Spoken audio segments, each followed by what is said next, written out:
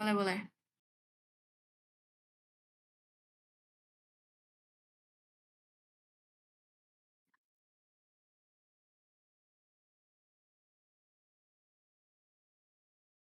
Oke guys, assalamualaikum warahmatullahi wabarakatuh, selamat siang semuanya.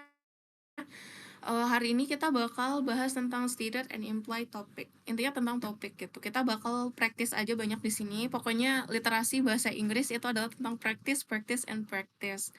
Karena practice itu buat kita jadi lebih baik gitu. Oke, nah intipan materi ada topik dan kita mencari topik. Nah, topik itu apa sih? Topik itu adalah is the big idea or subject that can an author writes about. Nah, intinya apa? Intinya tuh ide besarnya gitu. Topik itu ide besarnya, big idea-nya atau subjek yang dibahas sama author yang sama si author tuh yang ditulis gitu. Nah, bedanya apa stated dan implied topic? Stated topic itu adalah topik yang disebutkan secara jelas dan tertulis langsung di dalam teks. Nah, contohnya apa? Contohnya, air pollution is a serious problem in Jakarta. Nah, ini kan udah jelas-jelas ya. Kalimat ini tuh bahas tentang air pollution. Intinya tuh tentang air pollution. Nah, air pollution-nya tuh gimana? Nah, air pollution-nya tuh lagi mengalami eh air pollution-nya tuh lagi ada di Jakarta gitu. Dia tuh kayak eee, ngasih problem yang serius gitu di Jakarta. Nah, kalau implied topic adalah topik yang tidak tertulis secara langsung, tapi tersirat. Kita harus menyimpulkan dari isi teks. Contohnya, visual exhaust fills the highway every morning and makes many people short of breath. Nah, visual exhaust tuh kayak asap kendaraan Asap kendaraan mengisi ya fills the highway, jalanan setiap pagi dan membuat banyak orang short of breath. Short of breath itu short itu kan pendek ya. Nah, breath itu kan nafas. Jadi kita kayak bisa simpulin kalau short of breath itu maknanya eh sesak nafas gitu. Intinya kalimatnya itu tentang air pollution juga. Tahu dari mana? Tahu dari ya ini vessel exhaust itu kan asap. Asap itu kan bisa kita kaitin sama air pollution atau polusi udara. Mengisi em, jalanan setiap pagi dan sebagainya gitu. Aman ya penjelasan tentang topik ya? Oke, next, topik versus ini dulu kali ya? Oh, ini dulu deh, nggak apa-apa. Topik versus main idea. Nah, topik itu biasanya satu kata aja atau satu frasa. Contohnya kayak tadi, air pollution itu kan cuma satu frasa doang. Atau bisa juga kayak topiknya tentang apa? Tentang makanan. Nah, topik itu general subject. Dan topik itu biasanya diberikan atau ada di title, ada di judul gitu. Contohnya kayak eee, manfaat pilates bagi tubuh kita gitu, itu kan topiknya tentang pilates. Nah, pilates itu kan ada di judul itu gitu. Nah, kalau main idea dia beda lagi nih, itu tuh a sentence, berupa kalimat, kalimat panjang, complete and more specific. Jadi, lengkap dan lebih spesifik. Nah, usually found in the text. Biasanya juga, ya terdapat dalam satu kalimat di satu teks gitu, oke? Implied versus stated. Tadi udah kita mention sedikit. Nah, stated itu topik ditulis secara jelas. Yang namanya aja tuh juga stated ya. Jadi ya udah tertulis jelas gitu. Nah, biasanya berupa kata atau frasa yang disebutkan langsung. Nah, sedangkan implied topic itu tidak tertulis secara langsung, harus disimpulkan dari isi kalimat. Pembaca perlu menafsirkan maknanya. Udah sih itu materi tentang itu aja. Kita langsung ke praktis aja ya. Di sini ada yang mau baca kah guys? Ada yang mau ini nggak? Ada yang mau nyoba nggak nih? Oke, aku dulu aja nanti kalau kalian mau nyoba, boleh langsung raise hand aja, oke? Nah, ini adalah soal airdrop guys, soal airdrop. Mungkin di sini ada yang udah dapat, ada yang belum, cuman kita bahas bareng-bareng aja. Nah, eee, biasanya kalau kita nyari topik, itu nggak perlu baca banget semuanya, tapi baca cepet aja gitu, tapi semuanya tetap. Nah, katanya Roblox itu the free online gaming platform with around 70 million daily users worldwide is rolling out new safety feature aimed at protecting children under 13. Nah, Roblox adalah Roblox yang merupakan online gaming platform itu kayak sekitar 70 juta orang yang menggunakannya di seluruh dunia. It's rolling out. Rolling out itu kayak meluncurkan gitu, meluncurkan new safety feature, fitur keamanan baru yang tujuannya itu untuk memproteksi anak-anak di bawah 13 tahun. Oke, kata awal itu C. Nah, kita lanjutin dulu ya. The platform which able player to create, nya nggak usah perlu dibaca semuanya deh. Nah, mmm, jadi di teks satu ini ya, kita bisa lihat di teks pertama. Biasanya kalau di teks itu kalimat pertama itu yang mengungkapkan keseluruhan isi teks, guys. Notes ya, notes. Nah, katanya Roblox itu tadi udah dijelasin, intinya Roblox itu meluncurkan fitur keamanan baru, guys, yang tujuannya itu untuk memproteksi anak di bawah 13 tahun. Nah, katanya C. Kita lihat C-nya itu Roblox Safety Features. Nah, jawabannya yang C itu benar ya. Wait, kita pakai warna merah. Tipis banget. Nah, yang satu itu C, Roblox Safety Feature. Karena apa? Buktinya tuh apa ya kan? Di kalimat pertama ini udah jelas-jelas tertulis kalau Roblox itu meluncurkan is rolling out new safety feature. Nah, tujuannya apa, bla bla bla, itu nggak termasuk topiknya, tapi penjelasan tambahan aja. Nah, buktinya lagi, di kalimat keduanya itu membahas tentang ini, the platform which enables player to create, memungkinkan players untuk membuat dan nge-share their own games, as face criticism, menghadapi kritis dan lain-lainnya. Nah, ini masih terkait dengan ini ya, masih terkait dengan Roblox safety features. Nah, terus di paragraf keduanya juga dibilang di 3 Desember, mulai dari 3 Desember, terus game creators were required to indicate bla bla bla will play for under 13 players. Nah, ini juga mendukung apa yang tadi kita klaim sebagai topiknya gitu. Terus games deemed unsuitable will be automatically blocked for user age 12 and below. Additionally, starting 18 November, children under 13 will no longer have access to social hangouts, only spaces where players communicate via text and voice. Kalau kalian perhatiin di kalimat 2 dan seterusnya dan beberapa kata di kalimat pertama itu tuh mendukung apa yang kita tadi klaim sebagai topik ya, kita topik yang tadi kita klaim itu udah mencakup keseluruhan kalimat yang ada di teks ini, gitu. Nah, kita bandingin sama yang opsi A, katanya 70 juta Roblox users, ini dia cuman dibahas sedikit doang gitu ya, dia cuman kayak, ya udah cuman buat, eee, informasi tambahan aja gitu, nih di sini. Cuma buat informasi tambahan aja. Terus free online game ini juga cuman kayak penjelasan tentang apa sih Roblox itu free online gaming gitu. Terus yang D, age restriction, ini terlalu spesifik karena age restriction itu merupakan bagian dari Roblox safety feature yang baru ya kan.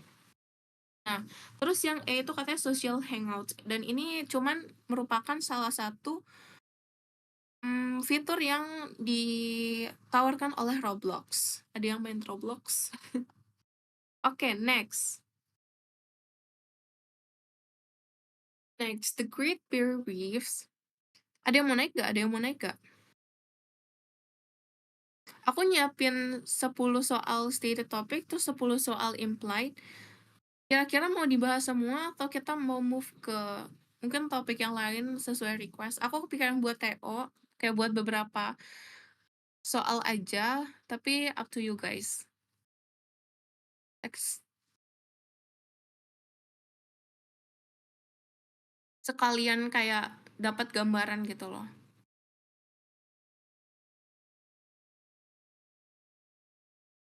Oke. Nah, di soal yang kedua, ini masih stated topic lagi ya.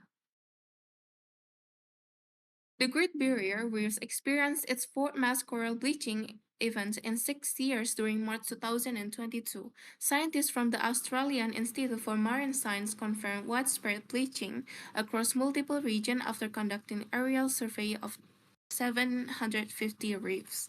Rising ocean temperature primarily attributed to climate change trigger coral bleaching when stressed coral expel their symbiotic algae.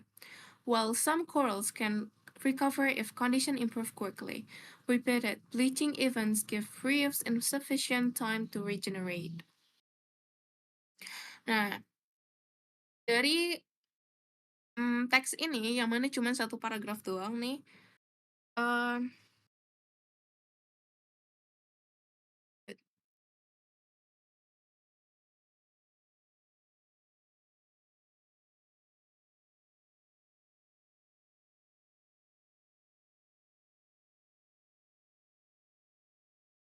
nah, dari teks 2 ini kita bisa tarik kesimpulan.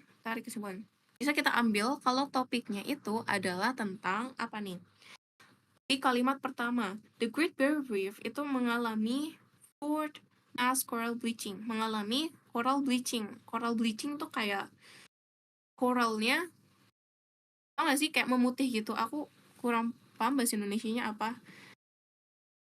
Tapi pokoknya terumbu karang itu mengalami kerusakan gitu. Even in 6 years during March 2022. Nah, di opsi, oke, mengalami experience in fourth mass coral bleaching. Nah, apakah kalimat selanjutnya itu bagaimana kalimat selanjutnya gitu kan. Nah, even in 6 years during March 2022. Ini tuh menjelaskan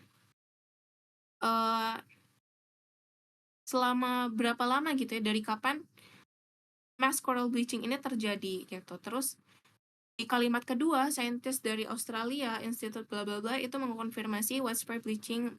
Dia masih ngebahas juga tentang bleaching gitu. Masih membahas tentang coral bleaching.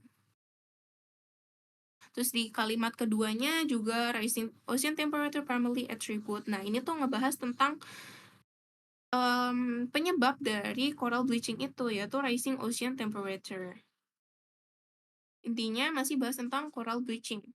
Terus kalimat ke tadi berapa? 1, 2, 3, 4. Kalimat keempat.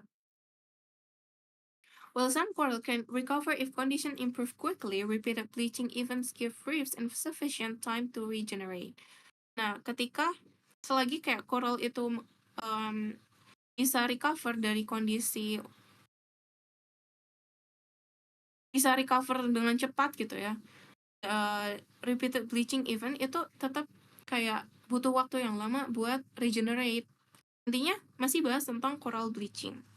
Nah, kalau kita bandingkan dengan opsi-opsinya, kita bisa tahu kalau yang paling tepat itu adalah yang D, benar kata Seralian. Oke, the Great Barrier Reef bleaching events. Nah, karena apa? Karena yang A, katanya metode untuk conducting aerial surveys. Ini kurang dibahas, bukan intinya. Terus yang B, recovery pattern juga kurang dibahas. Cuman salah satu dari tentang coral bleaching itu. Terus yang C, environmental impact on coral reefs. Ini juga ya malah nggak dibahas sama sekali ya di teks. Terus yang E, Australian Scientific Research Initiative. Nah, ini juga kurang karena ini doang ya, scientist from. Dia kayak cuman sebagai sosok yang mengonfirmasi tentang widespread bleaching bla bla blanya itu. Bukan the topiknya, bukan the main topic to discuss-nya gitu. Oke.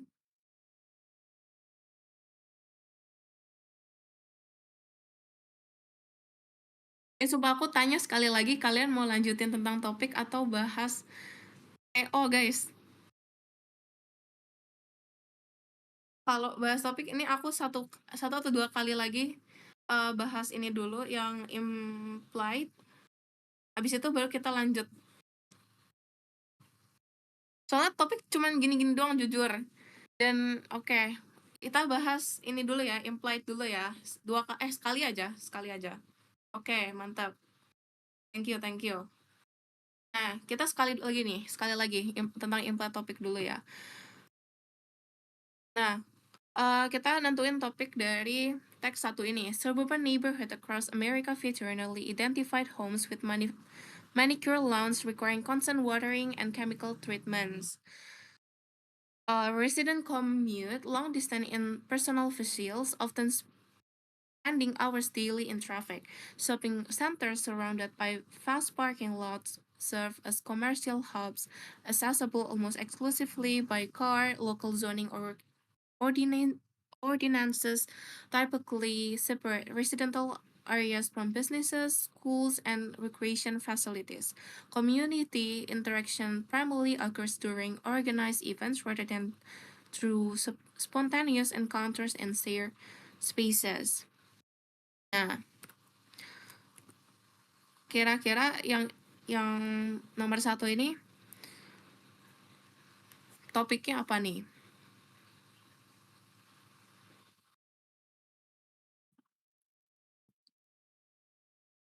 Oke. Nah, di kalimat pertama bilang suburban neighborhood across America itu feature nearly identical homes with manicure lawns. Wait.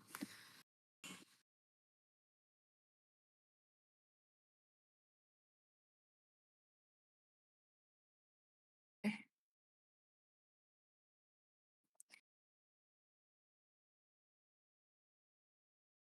Oke, di kalimat yang pertama itu intinya suburban neighborhood di Amerika itu uh, feature nearly identical homes with manicure lawns requiring manicure lawns, constant watering, and chemical treatments.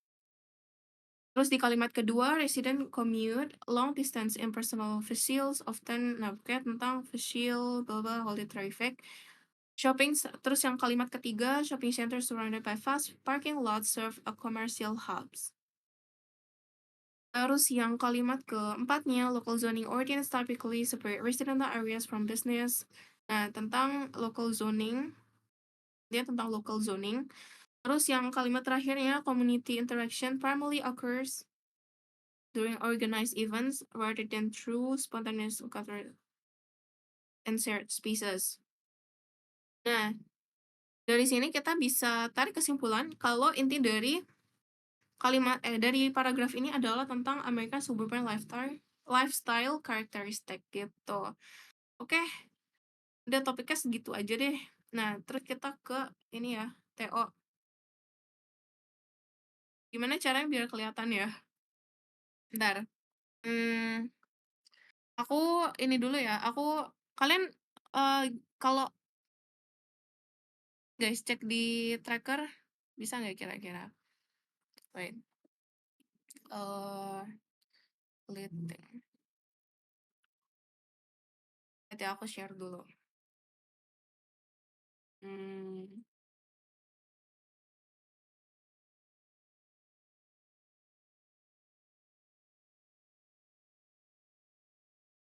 Malah keluar. Bentar. Aku masukin dulu di tracker biar kalian bisa lihat teksnya jadi nggak ribet bolak-balik. Mana ya?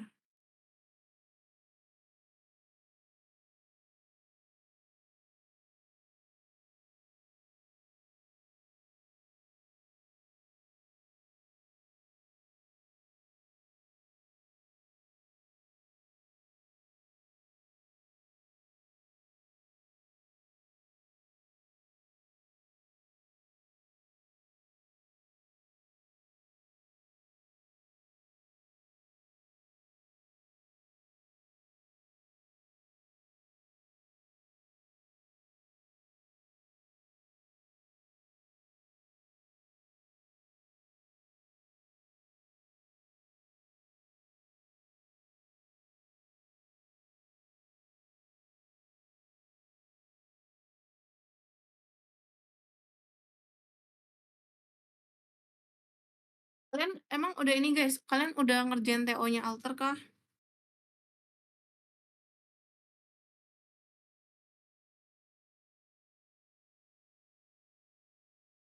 Udah aku share di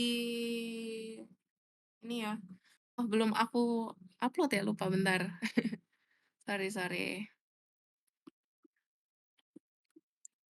Drive,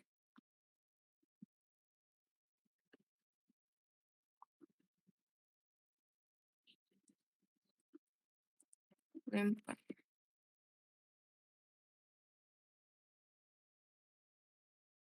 4.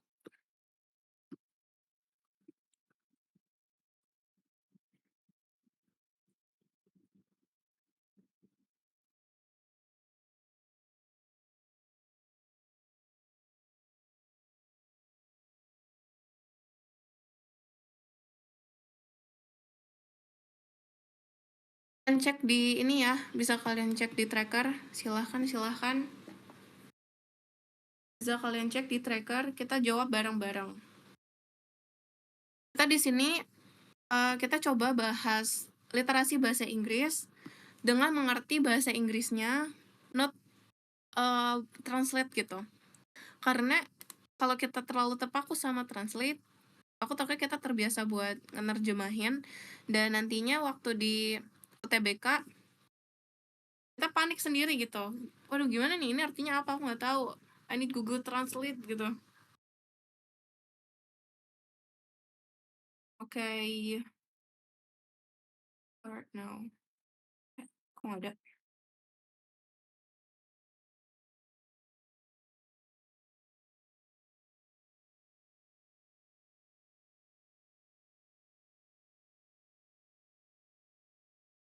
Oi, astagfirullahalazim.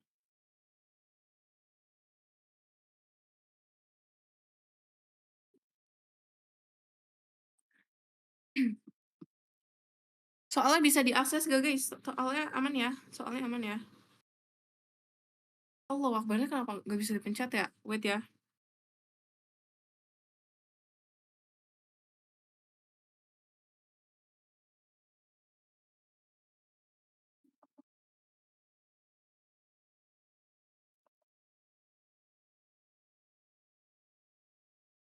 Aduh, maaf banget guys.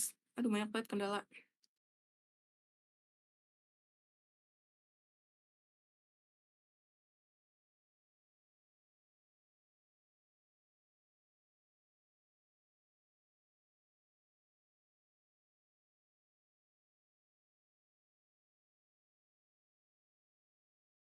Sorry guys, sorry guys. Tapi filenya udah bisa diakses ya. Udah aku upload di sini, di tracker. Bisa dicek, bisa dicek, bisa dicek.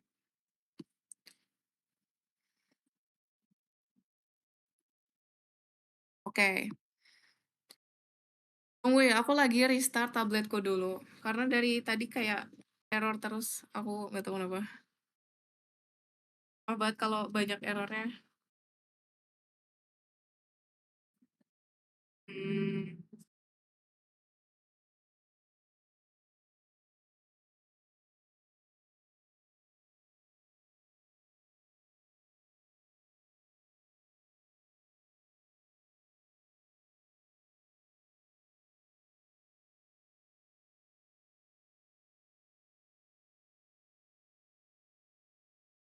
Nah,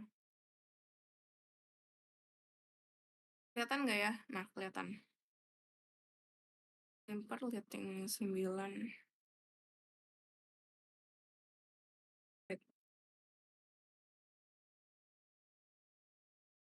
Ada yang mau coba jawab yang soal nomor 1 guys? Oh ya, aku mau sedikit sharing. Biasanya, sebenarnya belakangan ini kalau aku lagi TO itu, eh aku lihat dulu dalam satu teks ini, itu dia mau buat menjawab soal apa aja gitu. Kalau dalam TO1 ini ya kan, kita diminta buat cari main idea-nya, terus dicari outer stone-nya, terus kita disuruh nyari inference dan specific detail information tentang ini OLED, yang ini lah nomor 4 gitu. Ada yang mau coba jawab? Ada yang mau coba jawab? Ada yang mau coba jawab kawan-kawan?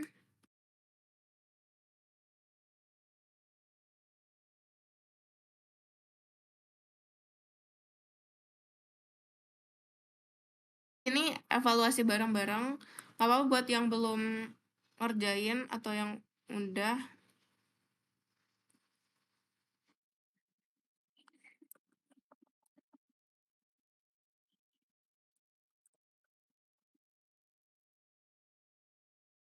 Mmm, iya sih kalian burung kah? Apa sinyal aja yang bermasalah? Ini karena ini deh, karena terlalu di-zoom. Kalau kayak gini aman nggak? Kayak gini aman nggak? Nah, aman, oke. Boleh dijawab yang nomor satu. Boleh dijawab yang nomor satu. Let me know kalau mau lihat teksnya, kalau mau naik silahkan raise hand.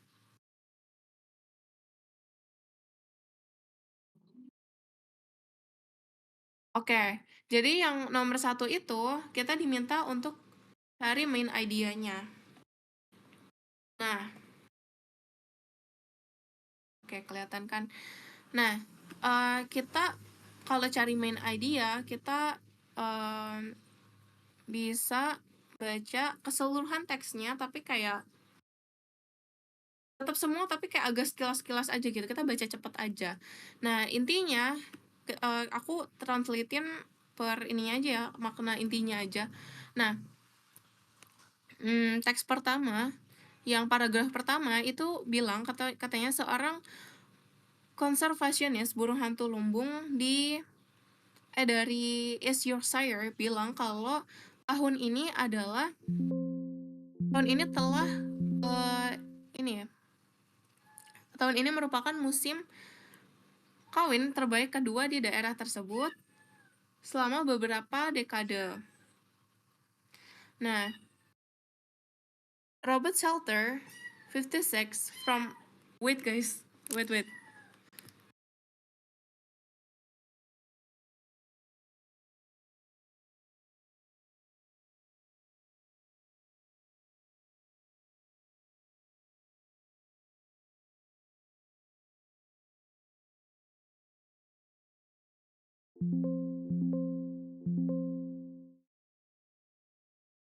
Nah,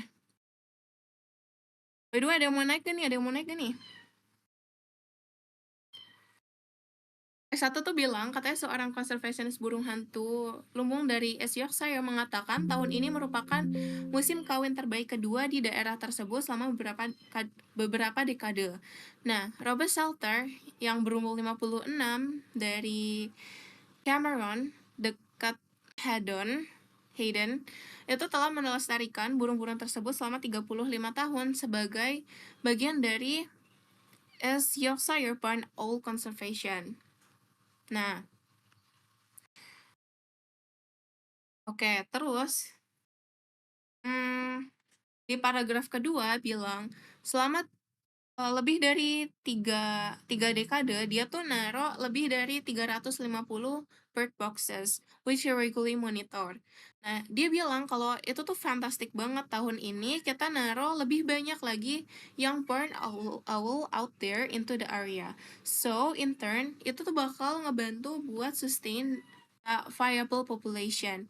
Nah, that's what it's all about. Nah, itulah intinya gitu. Itu apa yang menjadi intinya gitu. Mr. Salter, who is full-time bricklayer by trade, said his fascination kayak sorry,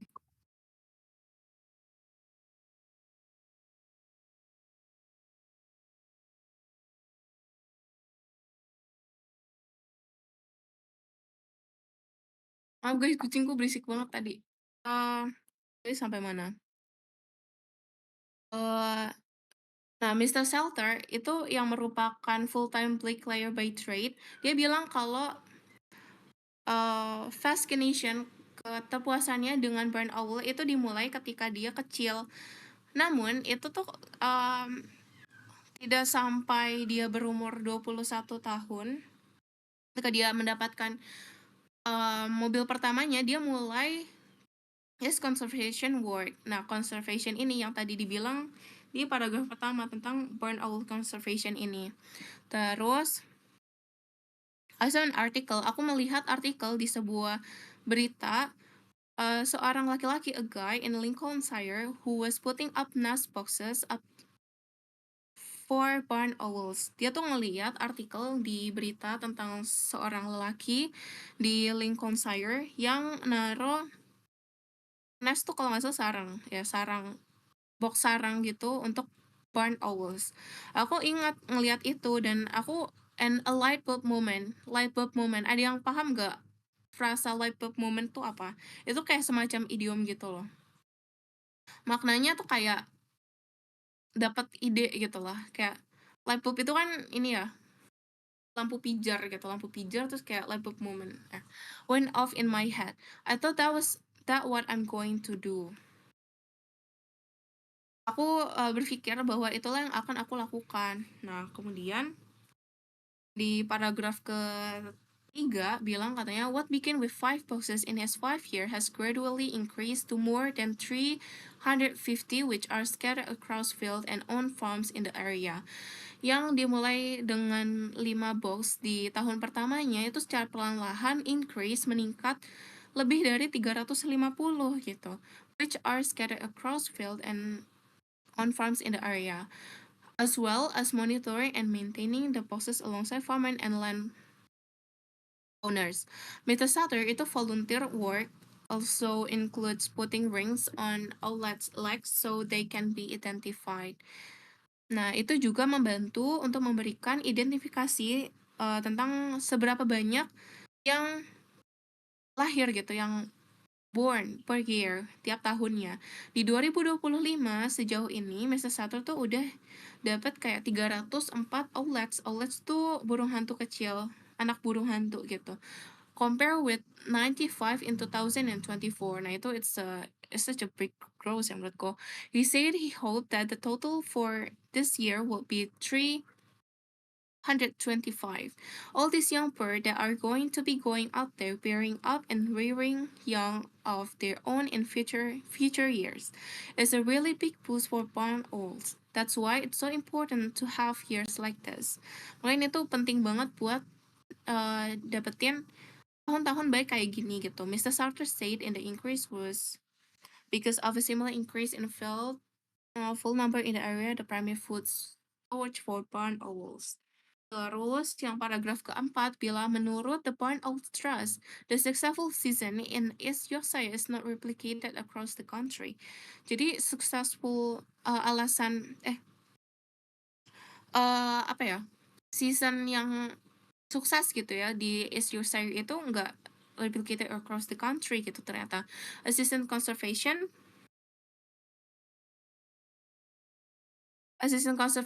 Officer Daniel Whitelake said across England this year's breeding success has been pretty poor.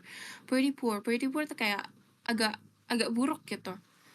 Which could be due to low food availability. Nah, alasannya tuh karena low food availability. Ya, ketersediaan pangan yang rendah. Nah, tahun ini was very dry. Tahun ini tuh kering banget.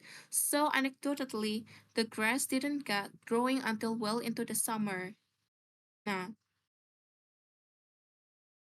nggak akan tumbuh kecuali sampai summer gitu, sampai musim panas, which meant there was less food for the fowls and less food for the barn owls. Mr. Whiteleg said regionally weather difference may explain the successful breeding season in East Yorkshire. Some places like the north save slightly different habitat to the south and southwest, he said. Maybe their full number were higher already coming into the start of the breeding season, so they were more resistant to dry start of the year. Beyond being a hobby, this bird has lived alongside humans since they settled in this country, he said. Because of that close relationship, I just feel like we owe it to born owls to help and maintain their future population. Nah, kira-kira nomor satu main idenya tuh yang mana nih? Udah jawab belum? Udah jawab belum nih?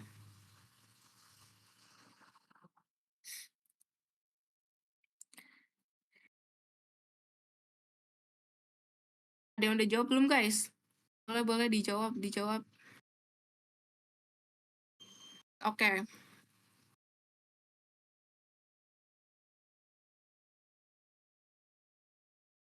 C. Katanya yang C. Nah, yang C bilang, "A successful local conservation usaha, mensukseskan local conservation di East Yorkshire itu stand in stark contrast to a poor national breeding season, highlighting how regional environmental factor can create outcomes that defy broader trends." Nah, eee, ada yang mau naik gak nih ngasih alasannya?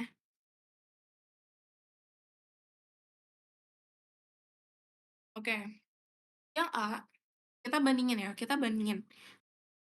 Yang A gitu, katanya bilang Robert Salter, a bricklayer by trade, has dedicated na. Nah, A ini itu kurang mencakup keseluruhan passage-nya. Jadi kalau kalian tahu main idea itu adalah, bisa dibilang satu kalimat yang bisa mewakili keseluruhan teks yang lagi dibahas gitu. Nah, opsi A ini dia cuma bilang, tentang si Robert Salter ini seorang, bricklayer by trade, terus mendedikasikan hidup 35 tahun dan lain-lainnya. Nah, ini cuma salah satu yang dibahas, dia cuma dibahas di paragraf pertama gitu. Terus yang B, the successful of barn all population is critically depends on the abundance of field fowls, which in return is affected by weather condition impacting grass growth. Nah, yang B ini juga um, kurang gitu ya, walaupun tadi tentang populasi, overpopulation dan sebagainya, itu lumayan dibahas di paragraf ke mana nih?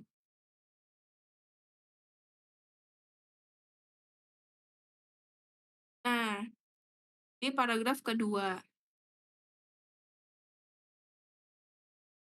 Tapi kurang mencakup keseluruhannya. Nah, kalau yang E, the primary reason for the national decline in point also is prolonged dry spell, and this article serve as a call for immediate nationwide intervention. Nah, menurut aku ini bukan main idea karena dia kayak terlalu spesifik gitu. Dia langsung bilang kayak the primary reason for national decline. Nah, ini tuh kayak terlalu spesifik menurut aku.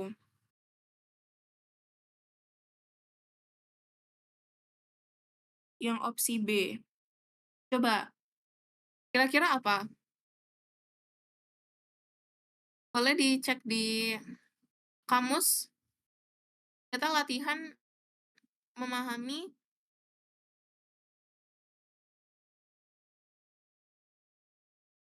kata-kata dalam bahasa Inggris.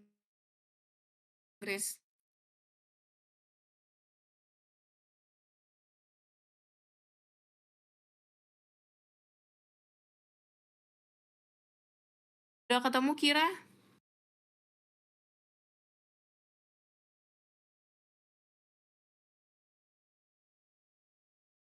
Biasanya kalau aku evaluasi, oke. Hmm, nah, field goals itu,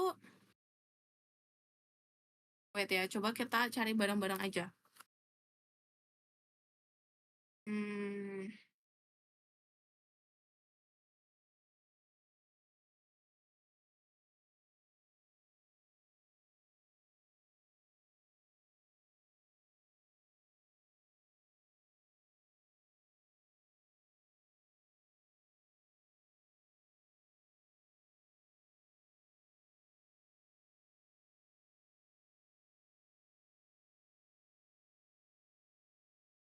oh nggak ada guys.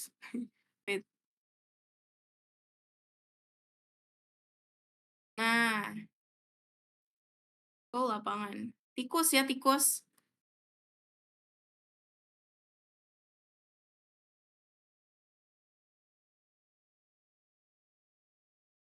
Nah, oke. Terus yang D, volunteer late Conservation initiatives are proving to be more effective than the large-scale generalized strategies employed by national trust and organization. Nah, volunteer-led conservation itu inisiatif are proving to be more effective daripada the large-scale generalized strategies employed by national trust and organization. Ini juga kurang mencakup keseluruhan teks gitu. Aman gak guys? Aman gak?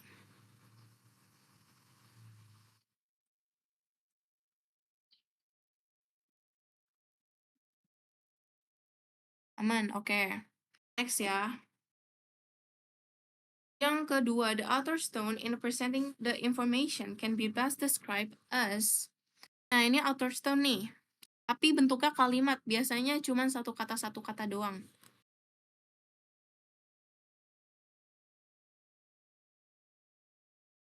Jawab gak?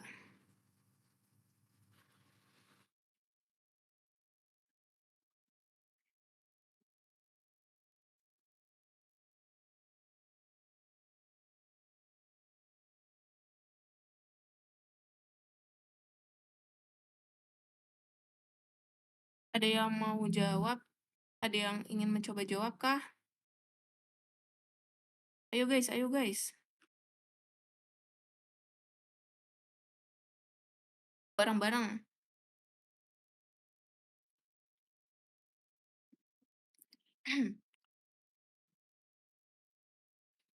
Terus kacamata aku tuh entah kemana ya. Padahal dari tadi di rumah-rumah aja. Kak. Respectfully illustrative using Robert Salter personal story and the regional data to exemplify a broader ecological principle. Demina mau coba jelasin. Soalnya Stone ini lumayan tricky. Kita harus melihat teksnya sebaik mungkin, kita kayak nganalisis nih gitu Stone-nya tuh apa, sikap penulisnya tuh apa. Kita nggak cuma nyari main idea, tapi kita juga nganalisis sikapnya penulis, sikapnya autor.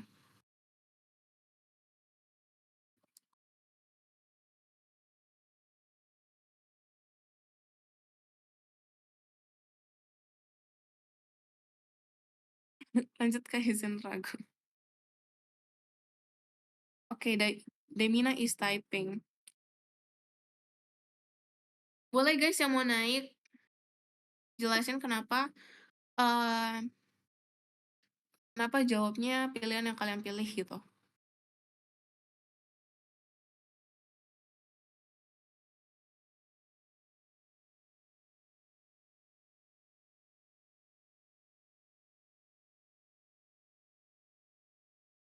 Oke.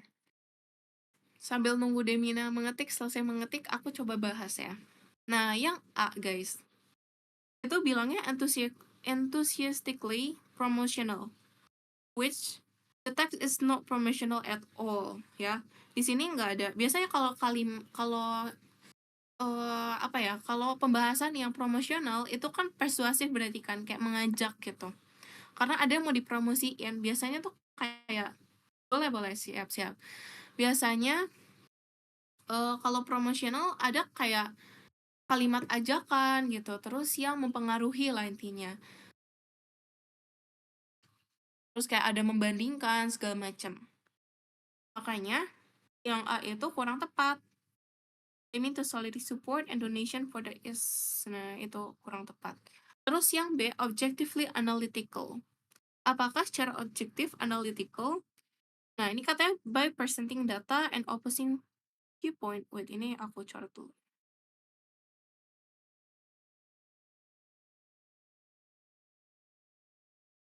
Nah, yang B, objectively analytical. Secara objektif itu analytical gitu, presenting data, opposing viewpoint with clinical detachment and no narrative bias. Nah, katanya di sini ada presenting data and opposing viewpoint.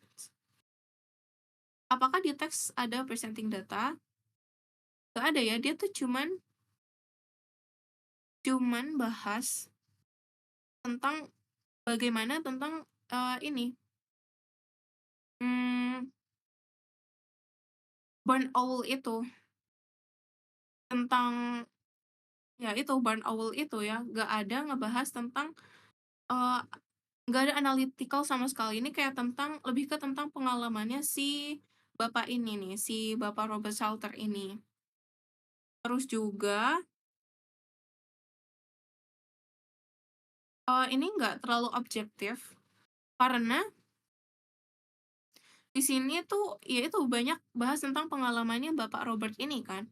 Yang mana biasanya kalau pengalaman itu masuknya tuh bukan objektif, karena kan pengalaman ya, terus juga nggak analytical. Sebenarnya dari presenting data and opposing viewpoints ini tuh udah jelas salah sih, soalnya di teks yang nggak ada data sama sekali.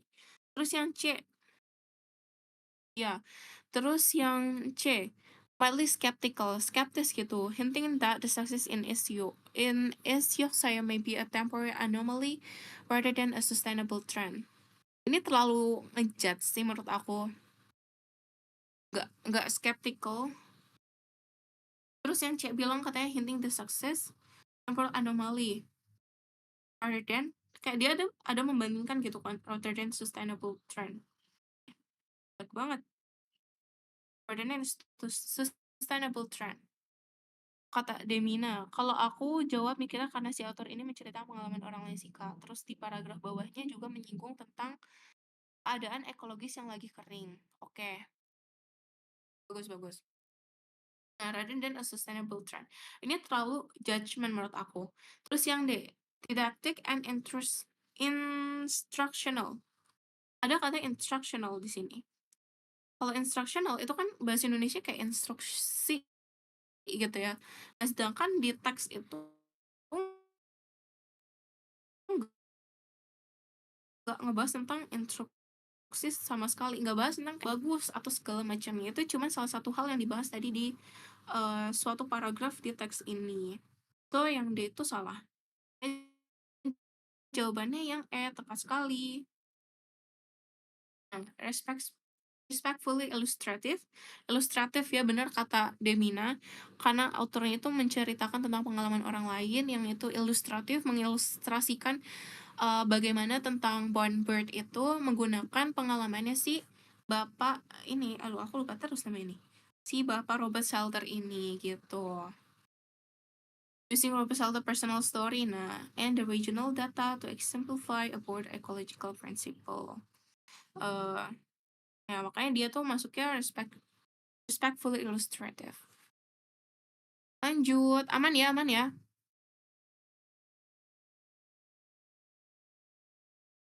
Lanjut ya. Nomor 3. What is the most logical inference that can be drawn from the contrast between the situation in East Yorkshire and the rest of England? Mana yang paling logik gitu buat mengintervensi apa yang bisa digambarkan dari kontrasnya antara situasi di East Yorkshire dan di hmm, di sisi lain England gitu.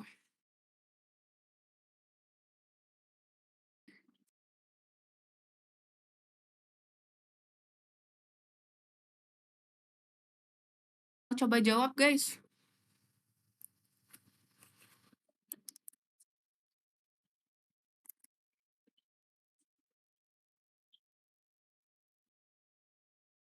Aku tuh sampai jam berapa ya? Aku lupa.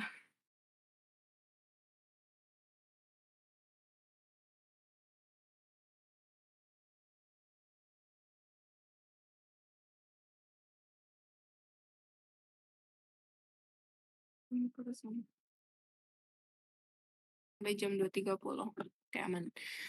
Yang B katanya, a successful breeding season for a predator species in continent. Boleh ini dijelasin kenapa milih yang B?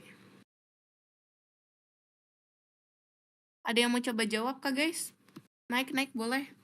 Kita no judge. Kita no judge. Kira boleh naik, Kira. Sekalian nomor 4. Kita aman aja guys. Oh, oke. Halo Kak, Halo. jadi yang nomor 3 kan what is the most logical inference that can be drawn from the contrast between the situation in East Europe and the rest of England? Berarti kan the most logical inference pada situasi antara East York apa nih Yorkshire apa Yorkshire Kak? Yorkshire. Yorkshire and the rest of England. Di paragraf keempat itu ada dibilang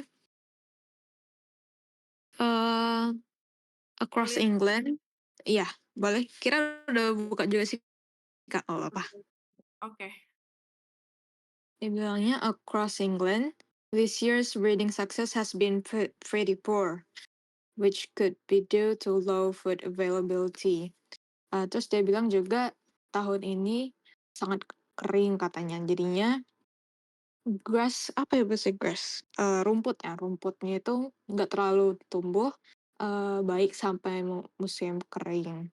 Jadinya lebih sedikit makanan untuk si wolf tadi, siapa sih, si tikus ya?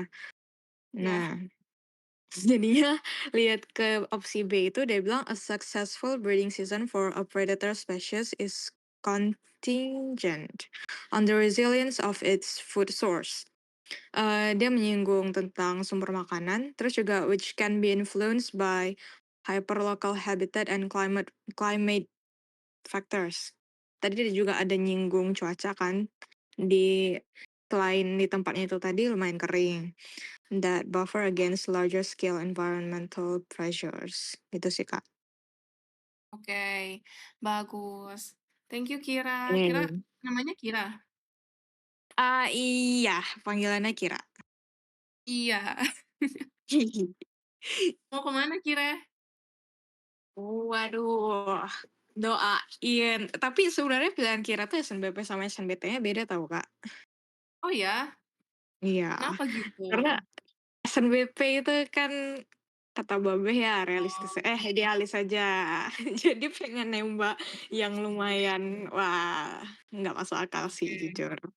Boleh Kira, namanya apa, mau kemana? Aku tulis nih. Doain FKUGM, Kak. Amin, guys. Future Amin. kita, guys.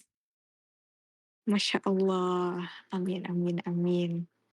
Amin.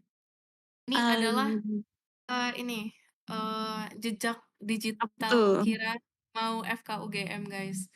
Siap. Nanti kalau udah lulus, kita lihat di sini, wah Kira oke. Thank you banyak Amin. Kira, thank you Oke, so Kak. much. Nggak sekalian nomor 4 Kak. Oh boleh, oh iya tadi kamu mau jawab nomor 4. Oke, boleh Iya. boleh. Nomor 4, according to the text, how many outlets has Robert Salter ringed so far in 2025? Eee, ke teksnya lagi di paragraf nomor 3 ya. Dia bilang, "In 2025 so far, Mr. Salter has ringed 304 outlets." Berarti 304, Kak. Oke, tepat sekali. Ini gampang Eh, ya kalau yang ini ya, ngontrolnya. ya. Paling kayak butuh ketelitian aja gitu, karena kan kita nyari angka. Nah, di sini ada 95, ada 325. Kadang tuh kekecohnya di situ aja. Thank you, Kira. Thank you juga, Nih, Kak. oke. Makasih banyak.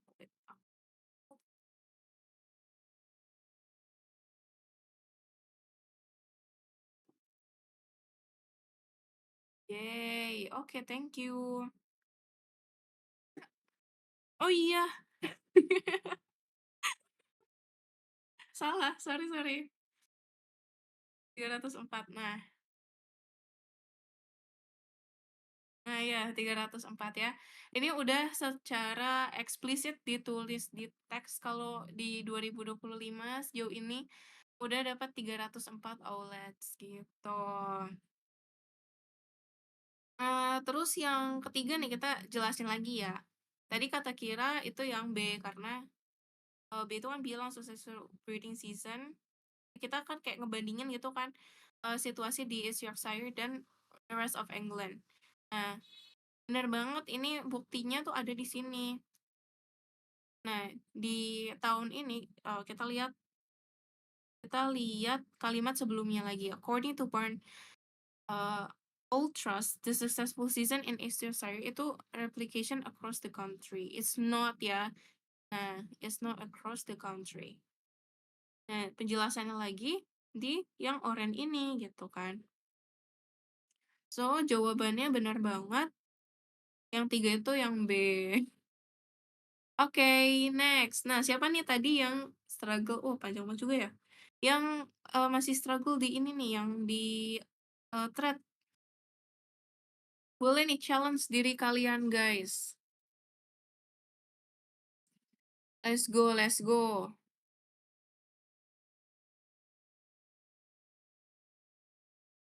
Oke, wait.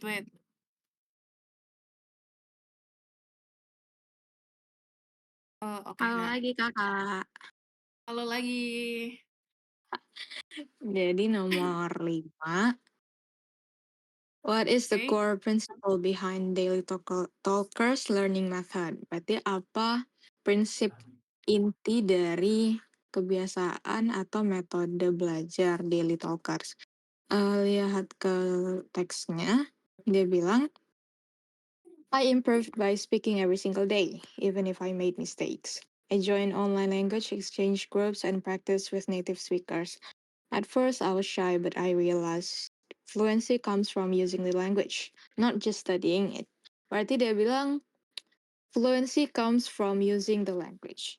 Berarti inti dari metode pembelajarannya adalah menggunakan bahasa itu langsung. Jadinya, menurut kira jawabannya adalah C. Active use yang of the C. language is more important Oke, than perfect knowledge. Sip. Bener nggak, Kak? Nggak tahu sih. wait ya. Coba oke, thank you sebelumnya Kira udah naik lagi. Nah, barudak Bandung udah ngerjain soal gini gimana Kak? Soalnya tadi gua kelas cuma ikut ya. Oke, kita bahas bareng-bareng nih. Jadi kita yang tabel gitu. Oke, kita lihat nih. eh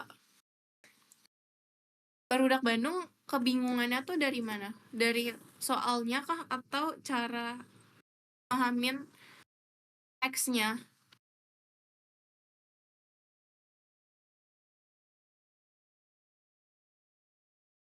Soal sama pahamin teksnya. Oke.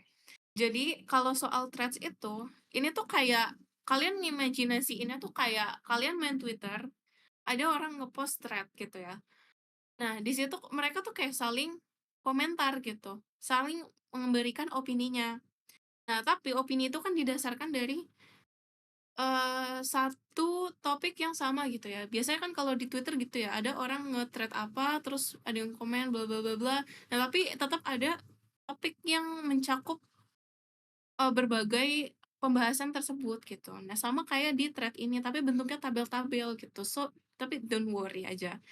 Nah, intinya di thread ini tuh ada, omongan dari Bookworm Jane, terus ada Movie Buff Leo, terus ada Daily Daily Tracker, terus ada Grammar Greek dan, sampai Note Taker ini. Nah, oke. Nah, yang nomor 5 itu kan pertanyaannya tentang core principle behind Daily Talker learning method kan, tentang, gimana, metode belajarnya Daily Talker. Kita langsung lihat aja gitu di thread-nya Daily Talker, karena yang ditanyain tuh tentang Daily Talker gitu. Oke, katanya itu I improve by speaking every single day, even I made mistake. Aku memperbaiki, eee, apa sih, aku improve by speaking, aku memperbaiki dengan cara berbicara setiap harinya, even if I made mistake.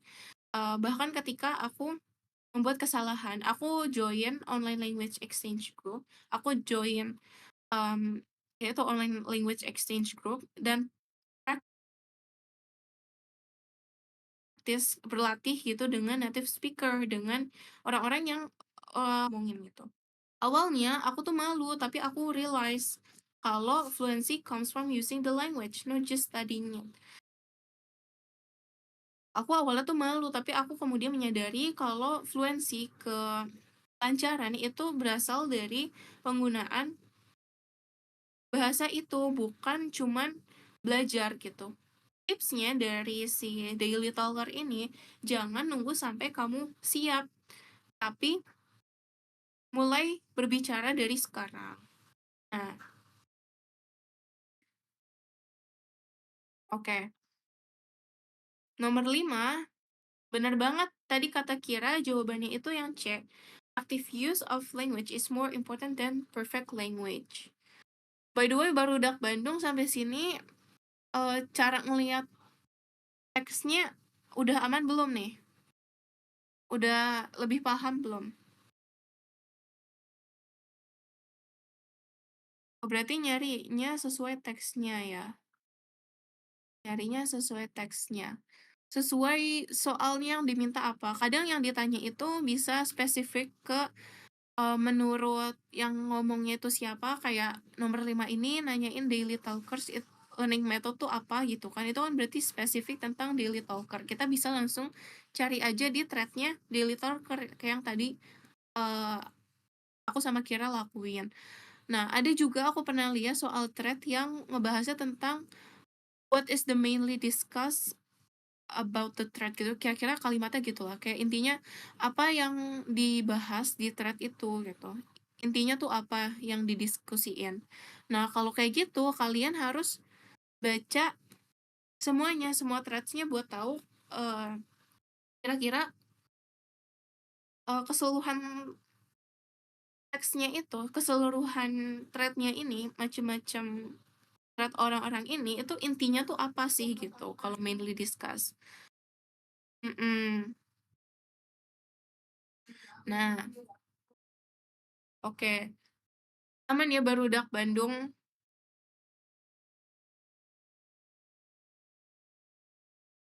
Kamu bisa latihan aja, don't worry.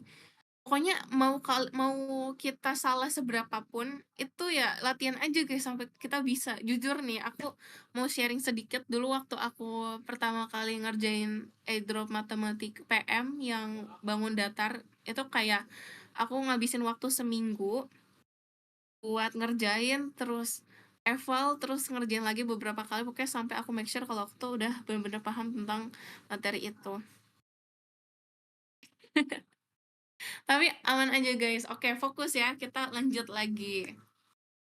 Nah, nomor 5 udah clear, udah jelas ya tadi kalau si daily talker itu learning methodnya dengan cara aktif menggunakan bahasanya itu, apa sih, secara aktif menggunakan bahasa itu lebih important, lebih lebih penting daripada perfect knowledge, daripada, ilmu yang perfect gitu, yang perfect gitu ya. Jadi buktinya itu ada di sini nih. Nah, just studying it. Bener banget, oke. Terus yang nomor 6, according to Movie Buff Leo, oke, nah yut ya, oke, boleh boleh. Langsung aku inin aja deh.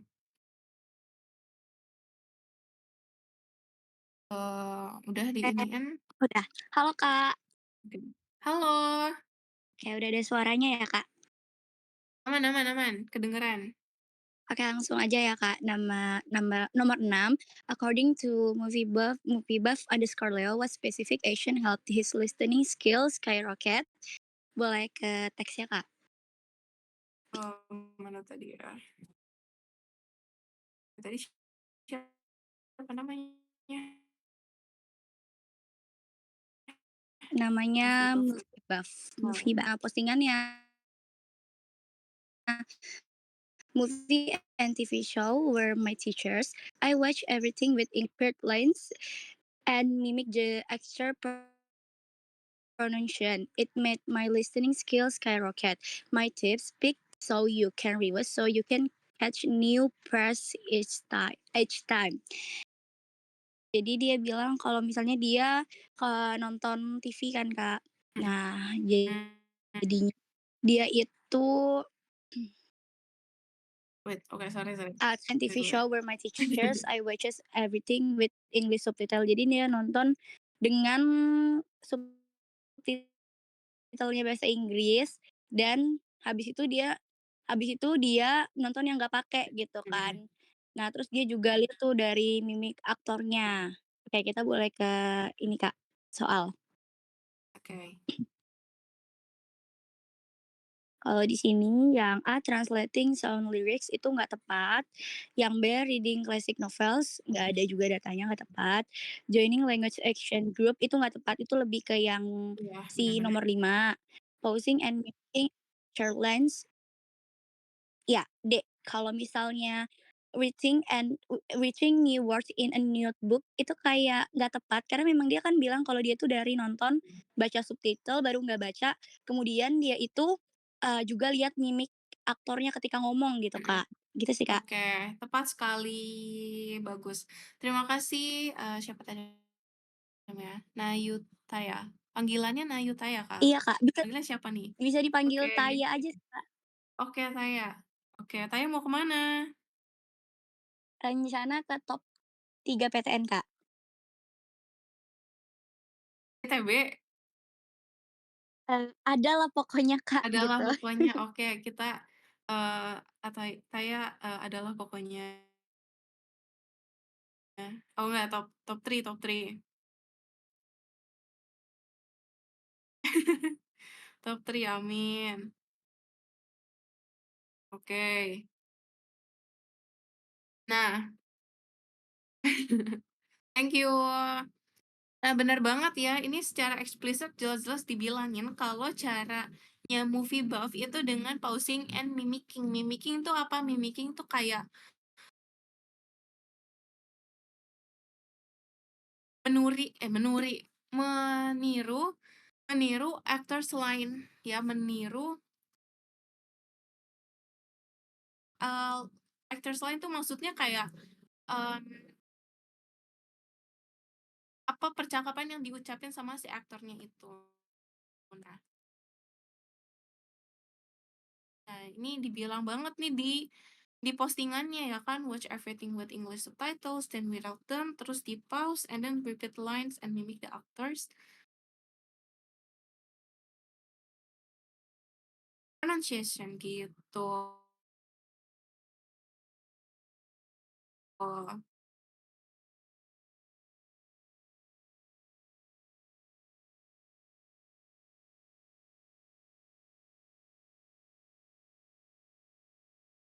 oke, next ya.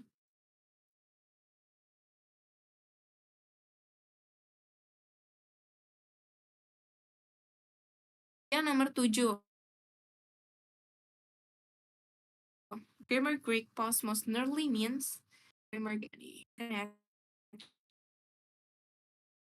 Nah, masuknya sama atau sama enggak automatic and ya, karena kalau kayak gini, aku tuh buat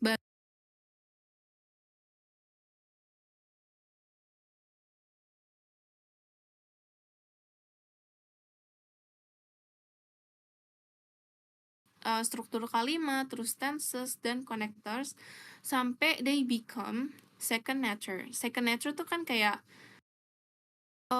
alam kedua gitu. Kalau di bahasa Indonesia jadi aneh ya, tapi intinya sampai dia tuh jadi, bisa dibilang mungkin kayak second language gitu ya. Nah, kita lihat opsinya yang paling mendekati itu apa. Yang A, temporary interest. Interest itu kan, mmm, minat yang temporary. Terus complicated theory ini udah jelas enggak ya, complicated theory kayak udah jauh banget maknanya. Terus yang D itu unimportant detail, ini juga maknanya udah jauh banget. Terus yang E itu a secondary language. Nah, kira-kira tuh, jujur aku juga bingungnya di antara dua itu waktu ngerjain ini, antara yang C atau yang E. Ya kan kayak an automatic dan intuitive skill gitu. Kalau di kunci jawaban guys, di kunci jawaban itu bilangnya yang C. Kalau di kunci jawaban tuh bilangnya yang C. Nah, karena, ini, an automatic intuitive skill itu sama aja kayak, itu maksudnya maknanya kayak idiom yang berarti sesuatu yang kelihatan telah dipelajari gitu. Ya kan, automatic dan intuitive skill, automatic gitu, dengan baik sehingga menjadi otomatis dan menjadi skill yang udah intuitif aja gitu, udah intuisi. Nah, kalau secondary language itu lebih ke kayak apa ya? Lebih ke kayak ya secondary language, second language gitu. Bahasa kedua yang biasanya tuh kayak bawaan dari lahir. Kayak kita nih biasanya ada bahasa daerah sama bahasa Indonesia. Nah, second language-nya tuh apa gitu. Nah, second nature di sini karena konteksnya di sini lebih ke I studied sentence structure, tenses bla bla bla, pokoknya intinya tentang belajar dan kemudian ada muncul frasa second nature, so jawabannya itu lebih tepat yang C. Gitu guys. Kira-kira udah clear belum? Soalnya jujur aku juga awalnya bingung di sini. Ya kan, jujur janggal.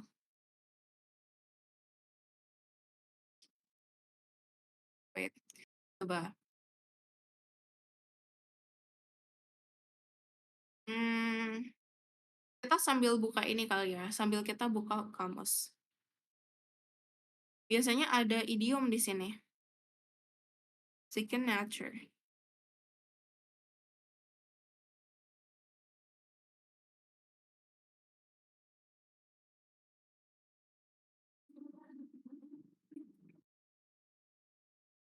Nah, if something is second nature to you, you are so familiar with it that you can do it easily without needing to think very much about it. Something that is familiar that it's done without having to think about it. Nah, jujur iya. Nah, mana sih tadi nomor 7? Nah, second nature di sini, itu kan tadi kalau secara harfiahnya itu alam kedua. Tapi kalau makna idiomatiknya, itu ya tadi ini, sesuatu yang kita secara yang kita tuh udah familiar gitu, dan kita bisa ngelakuin itu dengan mudah tanpa harus berpikir very much, berpikir, terlalu banyak gitu. Kalau a secondary language, itu kurang tepat untuk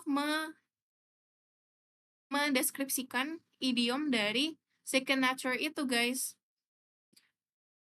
Maksud nggak? Karena a secondary language itu, ya, kayak lebih sih bisa dibilang ya, bukan makna dari second nature tersebut, gitu.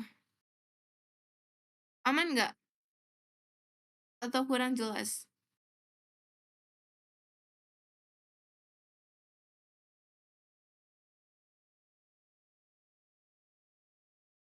Jadi opsi C itu lebih tepat, karena emang kayak ngejelasin makna idiomnya dari second nature ini. Sedangkan a secondary language tuh kayak, walaupun bisa jadi second language, tapi beda makna gitu. Yang C itu lebih menjelaskan makna idiomatik dari second nature itu, yang mana itu, yang diminta sama nomor 7. Rarely means-nya, secondary itu biasanya belajar lebih kurang aja nggak sih, kayak yang penting bisa. Kalau si A ini kan relevan ke si author yang benar-benar belajar grammar-nya gitu. Maksudnya yang C. Maksudnya yang C. Ya nggak sih? Maksudnya yang C. Nah, biasa lebih ke kurang aja. Yang penting bisa secondary language. Itu secara harfiahnya bentar ya, kita cari di kamus coba. Kita selesaiin soal thread ini, habis itu kita lanjut part 2-nya kapan-kapan aja ya, guys. Karena kasihan juga nih yang record BTW. Boleh boleh. Oke, oke. Jadi kayak gimana ya bilangnya? Kayak si author ini kan dia bilang grammar was the key. Dia belajarnya kayak bener-bener belajar strukturnya, tensesnya, connectorsnya. Sedangkan kayak kalau secondary language tuh misal kan kita bahasa ibunya bahasa Indonesia gitu kan. Mhm. Tapi ada yang belajar buat ngejadiin bahasa Inggris tuh secondary language ya supaya yang penting mereka bisa ngomongnya aja gitu. Mereka nggak belajar grammar-nya atau apa-apa Mhm secara struktural. mhm. Sedangkan an automatic and intuitive skill. Kayak gimana ya bilangnya? Ya pokoknya gitu deh, Kak. Menjadi hal yang otomatis gitu, jadi otomatis Iya, dan ada intuisi gitu ya, heeh. skill gitu, intinya di skill, ya nggak sih? Iya, Intinya di skill, sedangkan kalau secondary language tuh yang udah natural dari mhm, kecil gitu biasanya. biasanya sih. Oke, thank you Kira udah bantu jelasin. Oke. Aman ya guys, udah clear nih. Jujur soalnya aku awal-awal juga kayak, eee, familiar tuh secondary language bukan yang C. Tapi oke, thank you. Kita tulis Kira lagi nih, Kira. FKBM. Oke, amin. Amankah guys? Aman ya nih kayaknya aman nih, pada diem-diem aja kayaknya aman deh. Oke. Oke, ini berapa soal lagi? Oh, banyak juga guys. Oke, kayaknya izin Cahya agak agak lewat dikit Cahya, maaf ya. Jadi ya, oke. Semoga nggak apa-apa ya Cahya, aman ya. Oke, thank you. Oke, oke, Kira ketagihan sepertinya. Tidak apa-apa kawan. Bagus bagus. Jujur ketagihan, izin, Izin. Oke, next. izin. Lanjut. What do the methods of grammar geek and note taker have in common? Berarti kemiripan antara grammar geek sama note taker. Taker. Berarti kita lihat apa tuh? Grammar geek dulu boleh, Kak. Oke. Mana sih Berarti note grammar taker-nya? geek nah itu dua. Grammar geek dia bilang intinya dia tuh belajar yang benar-benar kayak struktural dan gimana ya? My tip is learn grammar in small chunks and apply it immediately in writing or conversation. Dia ada singgung, dia bilang dia apply it immediately in writing or conversation. Terus Mhm. kita lihat yang note taker, dia juga bilang lebih kurang sama kayak si grammar geek. Dia juga bilang bahwa use the new word in your own sentence the same day you learn it. Berarti the common is mereka sama-sama langsung apply kata baru yang mereka pelajari itu di kehidupan sehari-hari ataupun di writing or conversation. Nah, Oke jadi oke. nomor Eee, 8 ini kalau dilihat dari opsinya, yang A, they both rely on entertainment media like movies and songs, sangat tidak relevan. Yang B, they both prioritize speaking over other skills, enggak juga. Nggak bener. Oke. Yang C, they both emphasize the immediate application of new knowledge. Nah, ya jawabannya yang C. Oke. Nah, kalau yang D sama E mau dijelasin? Ya, Sebenarnya udah kelihatan banget boleh, sih. boleh. Boleh, oke. They both focus on learning through reading what is enjoyable. Enggak sih. Kalau reading, dia bilang reviewing. Kalau si note taker kan dia bilang whenever I heard or read. Mhm. Ada sih reading, tapi kan dia juga heard kan, nggak cuman read doang. Ya fokusnya nggak cuman Terus, ke ini heeh, doang. kalau grammar geek dia mah malah sama sekali nggak ada nyinggung Mention. reading. Ya, oke. Yang Bener. they both require practicing with native speakers. Enggak. Tadi Enggak, orang lain ya, iya izin dulu. beda orang sih. Izin, nggak nyambung banget, izin. Iya, Iya, itu sih, oke. Kak. Oke, thank you lagi. Oke, thank you juga lagi, Kakak. Oke, kira Eka UGM. Mantap. Nah, tepat sekali, guys. Oke, eee, jawabannya tuh udah clear banget ya. Walaupun tadi mungkin agak, eee, tricky di opsi C dan D karena ada sempat bahas tentang reading, tapi it's not the whole point.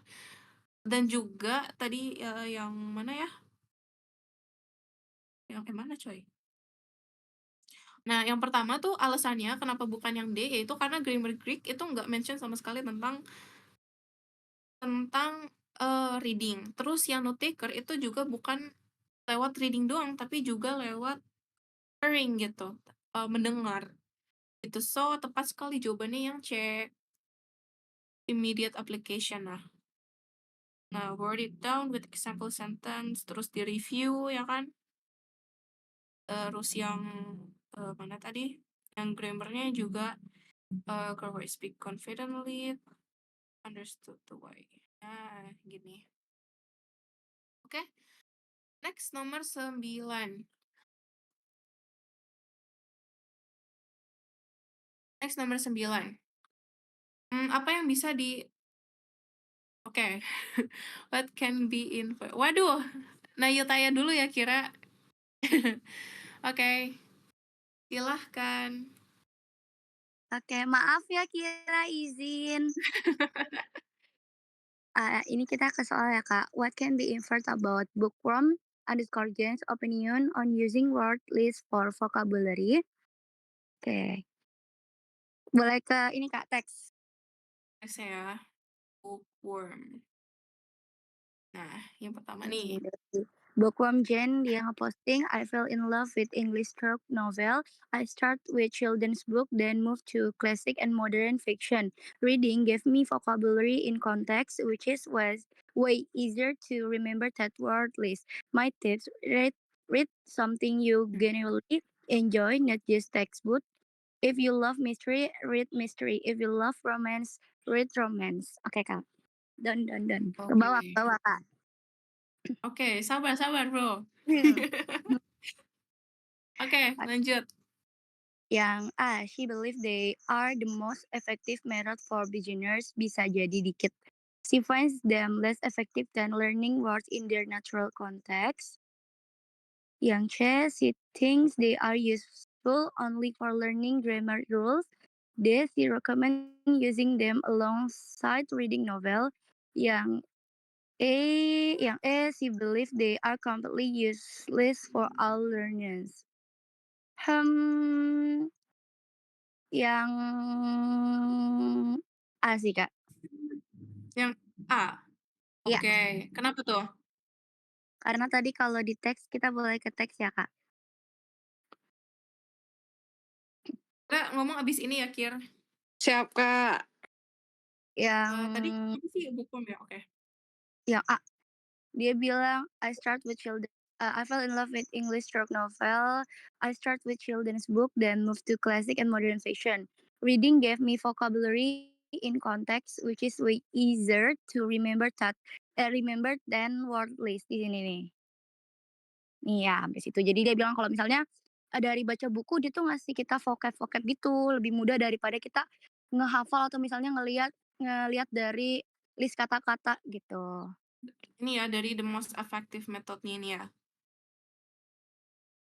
Iya, Oke. Kak. Jawabannya yang A, kata A ya? Kira ada pendapat lain kah? Izin. Jadi, eee, izin saya nambahin sedikit. Yang nomor 9 dia tanya, "What can be inferred about bookworm underscore Jane's opinion on using word list for vocabulary?" Nah, siapa sih tadi? Bookworm ya? Oh, bookworm. Ya, bookworm ini nih udah. Dia itu soalnya menanyakan apa opini si bookworm_Jane tentang word list.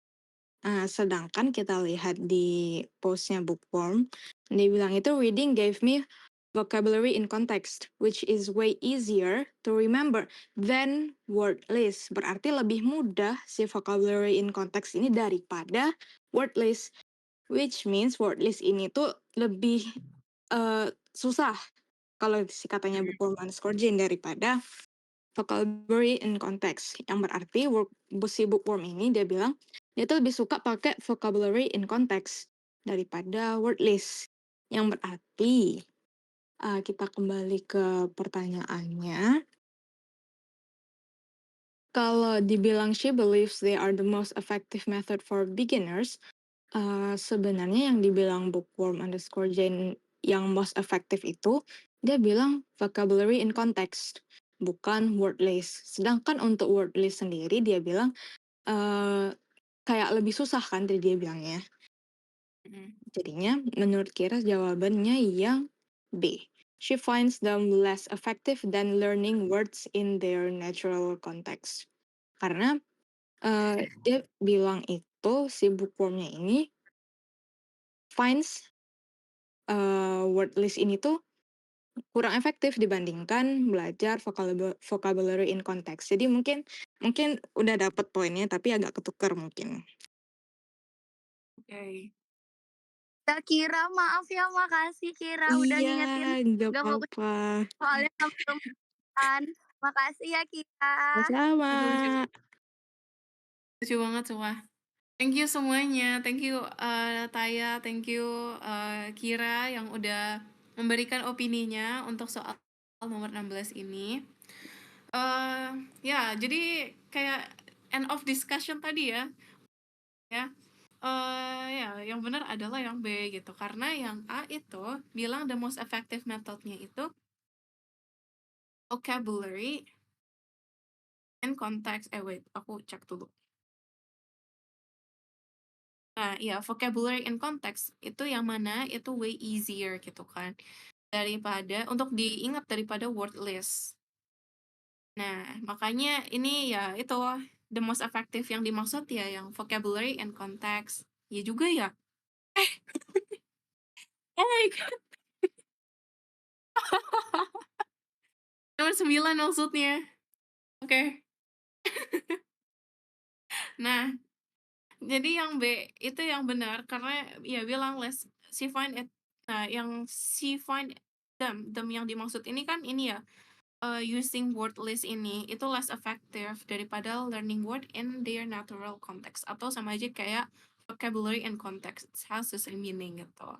Nah, oke, tepat ya guys, ini kita menyelesaikan nomor 9 ini oleh Kira dan saya. Oke, nomor 10.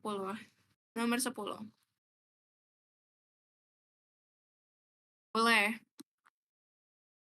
Which of the following statement is true? Based on experience here.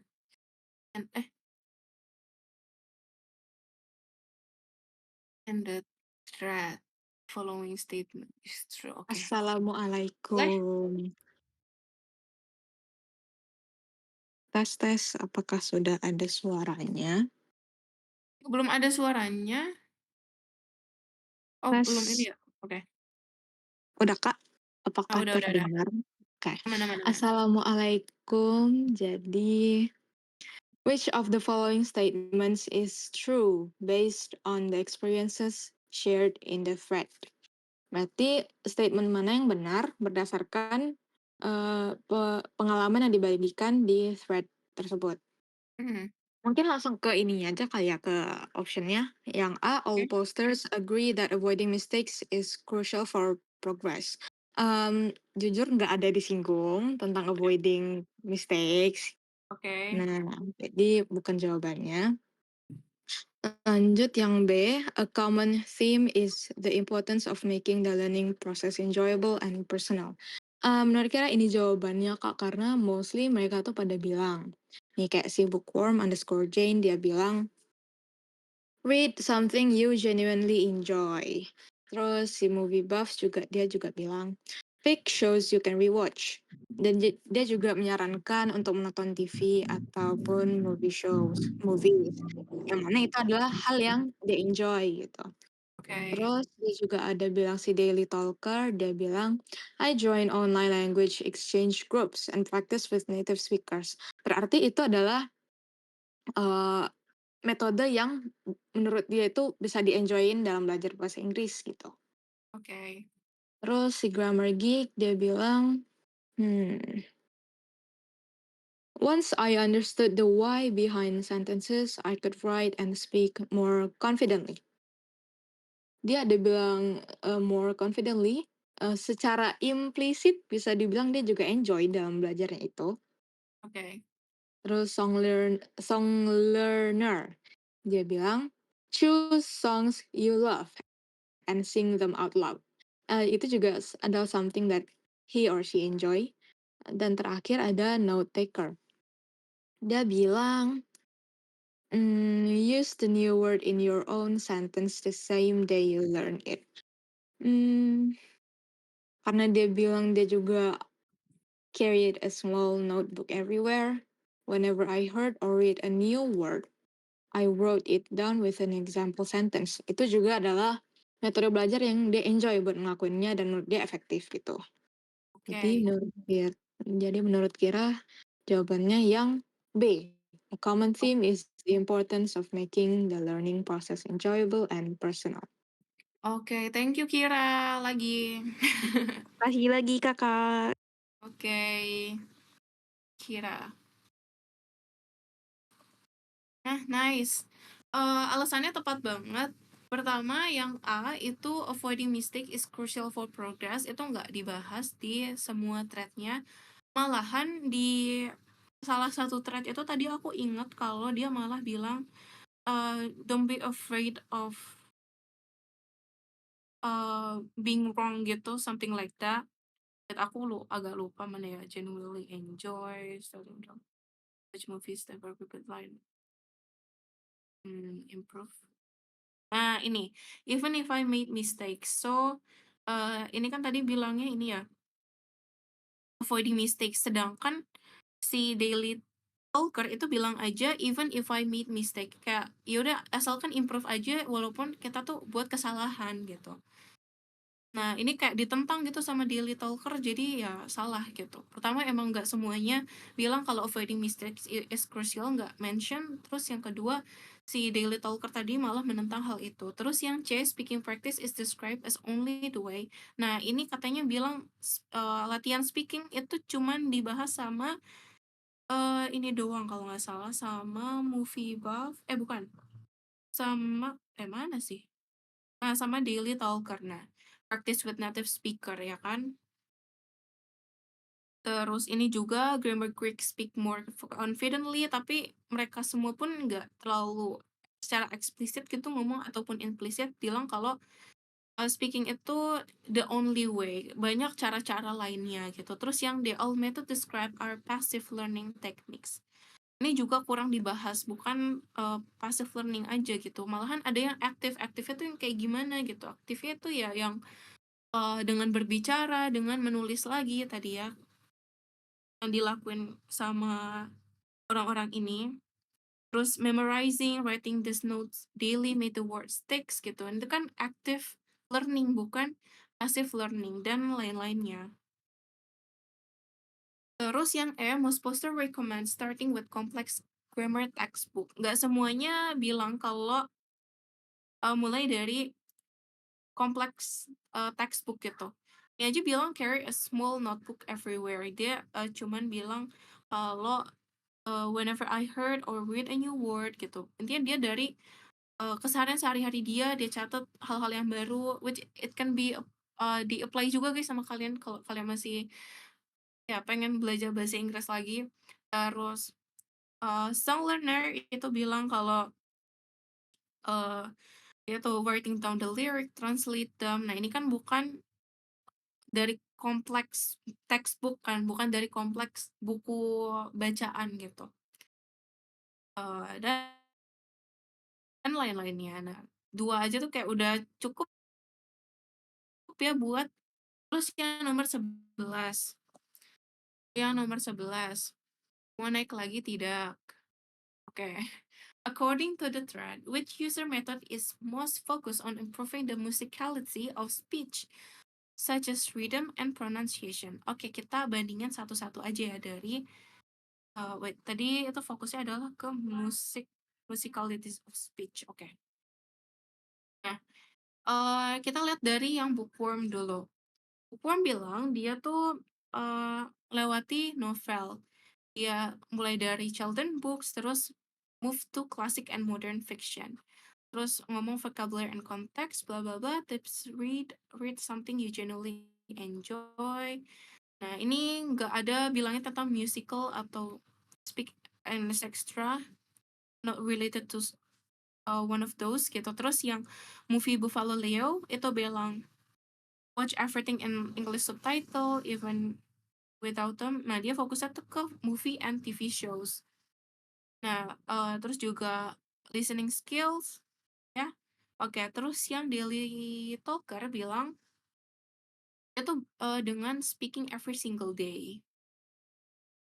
Join online language exchange group and practice.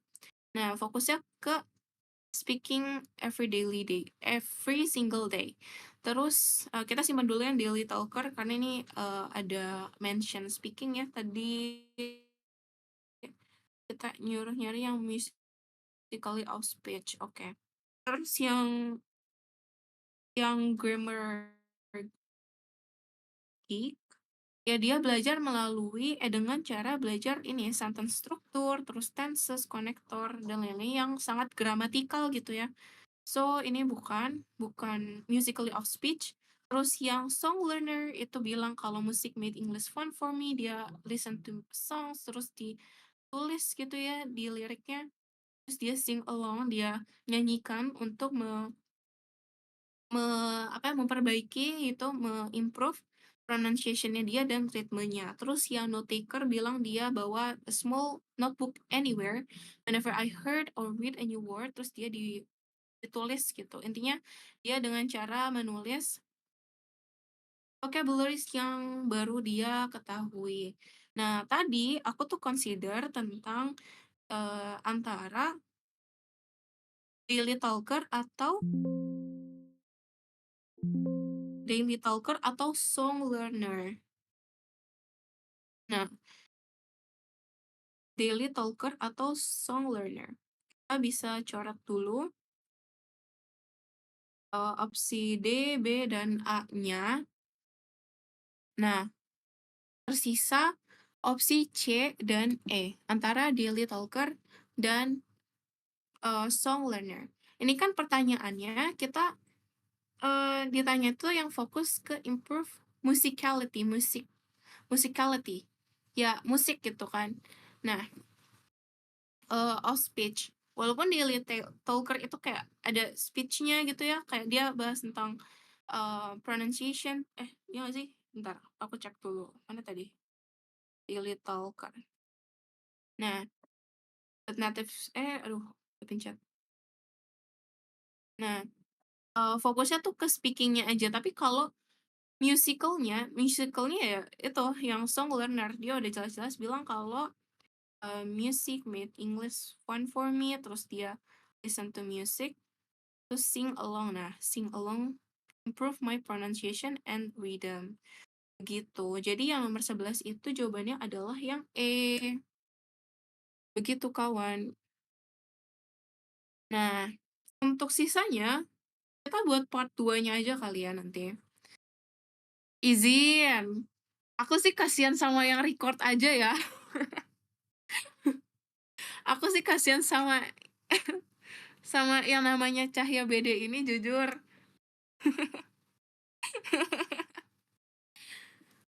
Jadwalkan kalian mau hari apa nih? Enggak sih, aku yang mau hari apa ya? Oke, boleh di stop deh. Cahya, thank you so much.